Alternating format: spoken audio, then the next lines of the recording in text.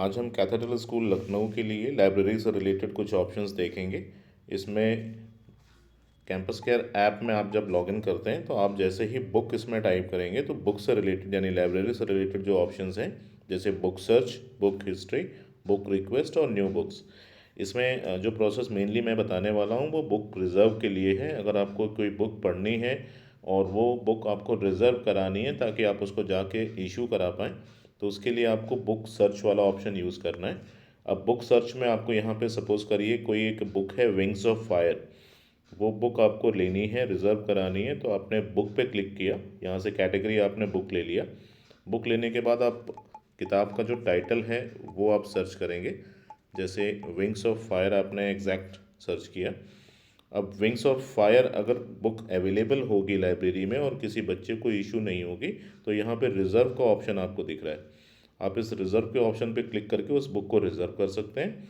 यदि आप कोई और बुक सर्च करना चाहें, जैसे सपोज़ करिए मुझे हैरी पॉटर की कोई बुक लेनी है, तो आप इसमें से कीवर्ड में केवल हैरी आप लिख के टाइप करेंगे तो हैरी वर्ड से रिलेटेड जितनी बुक्स होंगी वो सब आपकी आ जाएंगे यहाँ पे। अब इसमें आपको यहाँ पे कई किताबें दिख रही हैं, इन कई बुक्स में से रिज़र्व का ऑप्शन केवल आपको फर्स्ट बुक पे दिख रहा है, यानी कि बुक ये अवेलेबल है खाली, बाकी बुक्स इशूड हैं दूसरे बच्चों को, तो आप फर्स्ट वाली बुक रिज़र्व कर सकते हैं।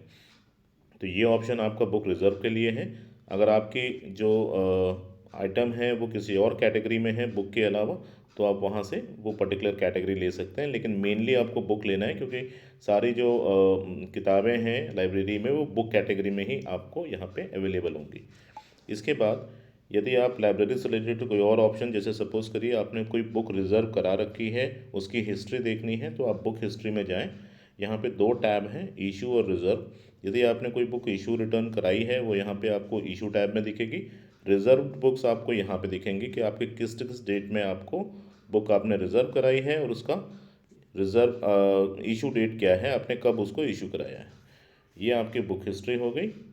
इसके बाद बुक रिक्वेस्ट, ये आपकी न्यू बुक्स के लिए है। यदि आप कोई पर्टिकुलर बुक पढ़ना चाहते हैं और चाहते हैं कि वो लाइब्रेरी में अवेलेबल हो, तो ये सारी वैल्यूज़ सेलेक्ट करके फिल करें, बुक टाइटल, ऑथर और रिमार्क। रिमार्क में आप कुछ भी डाल सकते हैं कि ये बुक आपको क्यों चाहिए या क्या रिकमेंडेशन है आपकी इस बुक के बारे में।